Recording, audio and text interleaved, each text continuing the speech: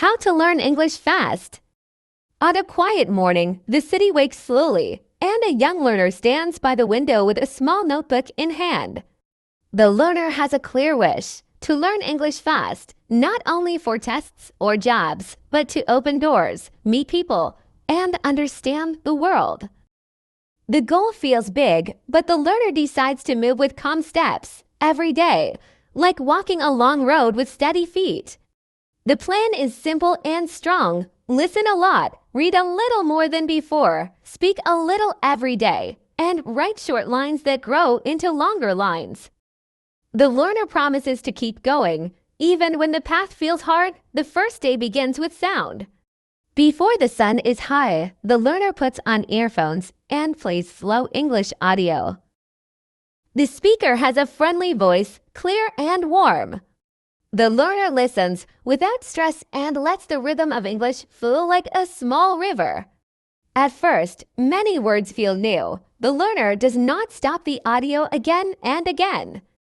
The learner lets the words pass, like clouds across the sky, and trusts that meaning will come with time. After 10 minutes, the learner presses pause and repeats a few short sentences out loud, softly, copying the voice, copying the stress, copying the pause. This small act is the first seed of confidence. Later that same morning, the learner writes 3 short lines in the notebook. The lines are simple: one new word, one short phrase, one tiny sentence about the day. The learner writes slowly and clearly, saying each word aloud. The goal is not to collect hundreds of words in one day.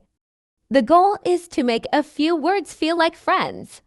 The learner draws a small star next to each new word and thinks of it as a friendly sign.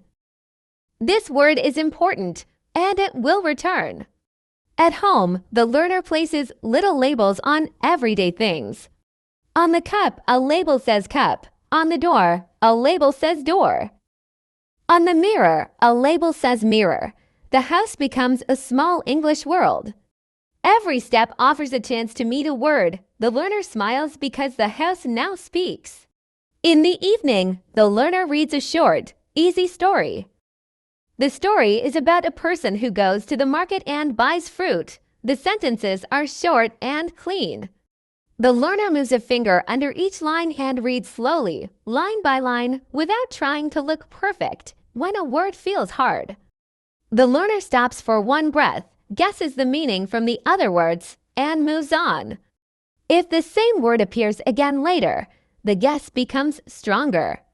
The learner discovers that understanding grows like a tree, not all at once, but with small, steady growth. The first week continues with this gentle pattern. Each morning, 10 minutes of listening and repeating. Each afternoon, 10 minutes of reading. Each evening, 5 minutes of writing about the day. The learner does not wait for a perfect hour or a perfect desk. The learner studies in the bus, in the kitchen, in a quiet corner near a window. Little pockets of time become small classrooms. The learner learns to love these pockets because they arrive again and again, and they give progress a strong spine. On the 4th day, the learner adds shadowing. Shadowing is simple. Listen to a voice and speak with it at the same time, like a shadow following a person. At first, it feels fast and strange. The learner stumbles, misses words, and laughs alone. But after a few minutes, the mouth begins to move with the sound, and the learner feels the music of English enter the body. The learner notices small things, how the tongue touches the top of the mouth for certain sounds, how the voice goes up at the end of a question, how some words join and become one sound. This is not only study. It is training, like practice for a runner. The learner feels breath and voice becoming stronger. By the end of the week, the learner records a small audio diary on the phone. The learner speaks for 1 minute about the day, the weather, the food, the feelings, the small wins. The learner does not worry about grammar at this point. The learner focuses on fluency, on moving forward, on finishing the minute without long pauses. Then the learner listens to the recording once. The learner smiles at the brave voice and also hears a few places to improve. The learner chooses one small thing for the next day, like making questions sound like questions or keeping the S sound at the end of likes and needs. One day, one focus. The learner understands that attention is like a light. It should shine on one small corner, not try to light the whole night at once. In the second week, the learner meets fear and learns to walk with it. Speaking to other people still feels heavy, like carrying a stone, but the learner finds a quiet method. Speak to a mirror for 2 minutes every evening. The learner looks into the mirror and explains a simple topic, morning routine, favorite food, a nice place in the city. The learner uses the hands, uses the eyes, and uses a friendly face, because English is not only words. It is also the feeling behind the words. The learner learns to smile during mistakes and to continue speaking. This simple habit changes the feeling inside. Fear becomes smaller, like ice melting in a warm cup of tea. The learner then finds a short video with subtitles and uses it like a small gym. First, watch once with native language subtitles for quick understanding. Then watch again with English subtitles and pause after each short line. The learner reads the line, repeats it, and tries to copy the speed and the stress. At the end, the learner watches a third time without any subtitles and checks how much is clear. The learner writes 3 lines about the video in the notebook and adds a new word or two to the growing list of word friends. The learner notices that the video feels easier on the third watch, and this small success feels sweet. On day 10, the learner creates a personal phrase bank. It is not a list of single words. It is a list of small, useful phrases that appear again and again in everyday English. Phrases like I'm looking for, could you tell me? In my opinion, I usually one more thing. And it depends. The learner copies them into the notebook and records a small audio of each phrase. On the bus, the learner plays the phrases softly and repeats them. Soon, these phrases begin to jump out during listening practice. The learner hears it depends in a podcast and smiles because it feels like meeting an old friend in a new place. On day 12, something small but important happens. A visitor asks a simple question in English at a shop. The learner answers kindly with short lines using the new phrases. The answer is not perfect, but it is clear, and the visitor understands. The learner walks away with a quiet joy. Communication has happened. The goal of English begins to feel real, like touching a solid wall rather than seeing a picture on a screen. Of course, the road is not always smooth. On day 13, the learner tries to memorize 20 new words at once and feels tired and confused. The words do not stay. That evening, the learner returns to the gentle method. 3 to 5 new words, used in small phrases, repeated in short sentences, spoken aloud, written down, and met again in listening and reading. The learner sees that speed does not come from pushing too hard in one day. It comes from returning every day. Like the sun rising, the learner also learns to rest. After a long day, the mind feels heavy and the ears feel full. The learner takes 10 calm minutes to breathe, drink water, and sit quietly. Then the learner reads one easy page and stops. This respect for energy becomes a secret tool. It protects motivation, so the learner can come back the next day with fresh strength. At the end of the second week, the learner decides to build a daily loop.